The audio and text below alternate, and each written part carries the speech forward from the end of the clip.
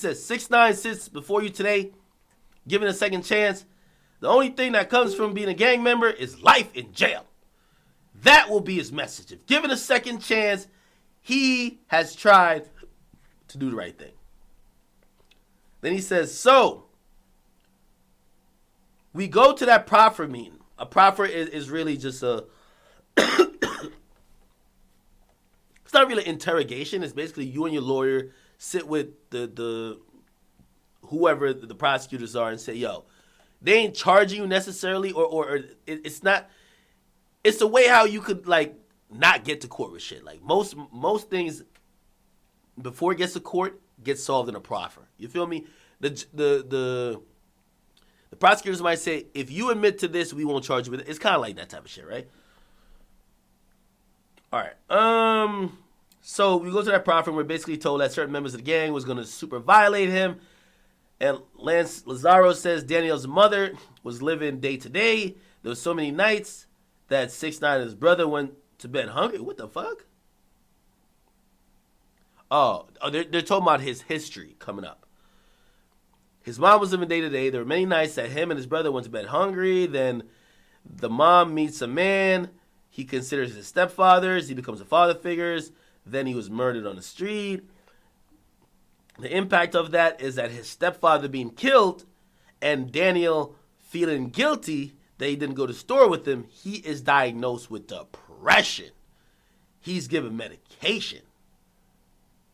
Maybe Lance ain't that bad after all. That was some good bullshit. Man, Your Honor, let this nigga go off all these charges. This nigga mom used to go to bed hungry, man. Who gives a fuck if he ordered Chief Keef to get shot, 3 other niggas to get shot? Fuck it. He was poor. This nigga's good. He says every dime he gives to his mom when he was working at a deli. His mom is waking up early to go clean houses. He picked up cans to sell them. They went to church every Sunday. He sings in a choir. 6ix9ine was in a choir? Oh, Lance is good. He decided to make music videos in the backyard. Oh, shit. Daniel decided he's going out and to try to tour Europe, try to make a career, but he ain't earned too much money. In 2017, he writes a song, Gummo. He's going to change his image, the gangster image. That's who he got involved with, 9 Trey. That make too much sense, but okay. He meets Shotty, who told him to go buy some Hennessy. Yo, come on, man. Yo, Shotty was like Tupac and Suge Knight. Nigga had a bow head, thought he was Suge Knight, was skinny like Pac. Love him some Hennessy. Said who tells him to go buy some Hennessy and he'll get the gang members together to shoot the video. It blows up, and the second one blows up. These gangsters of 9 Trey, they see that if they could control 6ix9ine, they're rich. Maybe joining 9 Trey contributed to him being a star, but it was the worst decision he ever made. It's resulted in his imprisonment. As Mr. Longyear stated earlier, the client's cooperation was complete. From the day he appeared before the magistrate Pittman, he cooperated. He took down a major gang. God damn it, bro. That's a loaded statement by your own attorney. My client took down this whole gang. Don't you forget this, judge. That's basically what he's saying. Like, judge, don't listen to these fucking victims coming here and crying. Don't you listen to them. My fucking client took down this whole gang. This shit is hilarious. This shit's a movie, bro. Wait, where am I at with it?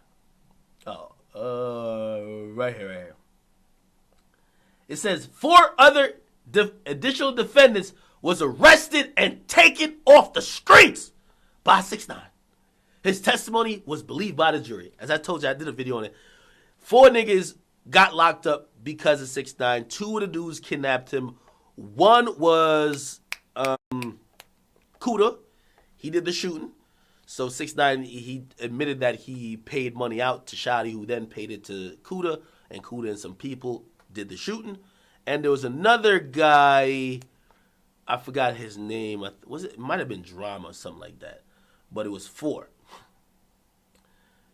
Then it was like, it says, with respect to Harv, Ellison's Harv, that had to do with them kidnapping and robbing 6ix9ine, he will always have to have full-time security. This is it. This is different than the normal cooperator. He's a target for any gang member. He's got a lifelong sentence. Okay, let me make sure okay. All right, bet. Then he says he helped take down the major gang. Damn, I think he keeps saying that, bro. That shit sound bad. But you got to say it in court, man. Yo, you know what's so funny, man? Like, I even heard, and again, I'm not throwing no type of shade. No shade. I'm just talking about what's facts.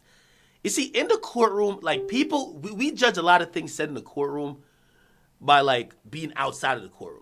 I heard Meek and Charlamagne having an interview, and then Meek referred to, like, some of the stuff, talking about 6ix9ine crying, this and third while testifying. I don't know if he was crying, but, like, yeah, the nigga was apologizing like a bitch. Yeah, but that's what everybody does in the courtroom. I vividly remember when Meek was crying for his freedom, he actually said, I'm not a gangster. Nobody goes into court and does a shotty. We don't bend, we don't fuck. No, nigga, go away. Like, just go back to jail. Everybody in court, like, is going to be, like, some of the shit you see in court sounds wild in the real world, but in the court world, you're trying to appease the fucking judge who's going to save your life or give you freedom. You feel me? Anyway, takes out a major, I think that's why he keeps saying that. He takes out a major gang. That shit plays horribly in hip-hop, but it plays good in the courtroom. We all know his testimony was leaked on the internet. Those pictures will be forever used against him. Then Lance Lazarus said, when you get to know him, he ain't a bad kid. If given a second chance, by your honor, I believe you will never see him again. I'm asking for time served and 3 years of supervised release. The judge says, thank you. 6ix9ine, this is your time to talk. Oh, shit. You know, when they said that, he probably rolled up his sleeves like, my time again? Hold up, man. Hold up. I did this before. I could do this one more time. I could do this again, nigga. So, he says, Your Honor, I really don't know where to start. This past year, I can't describe it. I wrote something down. I know we haven't had the chance to speak. Let me see. This nigga's tweeting fast. He trying to tweet fast. Good. He says, I denounce being a 9 Trey before my arrest. I was aware that the mother of my child was fucking the gang. Oh, shit. Yo, niggas trying to blame me for saying this. Now 6ix9ine saying this. I'm so glad that he finally said it.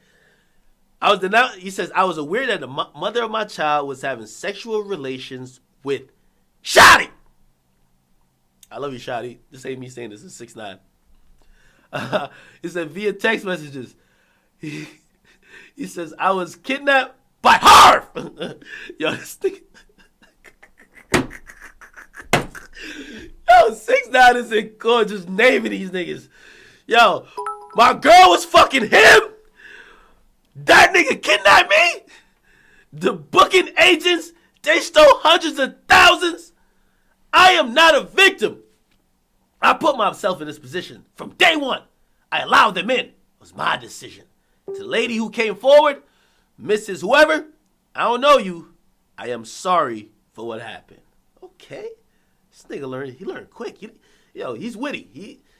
If he has a prepared statement that he's reading, yo, my man Lil Boom want to check it, man. Everybody go check my nigga Lil Boom's music, man. How this shit out. That's facts. Hey, so, like, I guess he has some prepared statement, but he got to ad-lib it, of course, a little bit, too, because there's people that come in court crying and shit like that, so you got to be like, yo, you know, to the two people who spoke or to the person who spoke, I'm so sorry for your pain, this and third.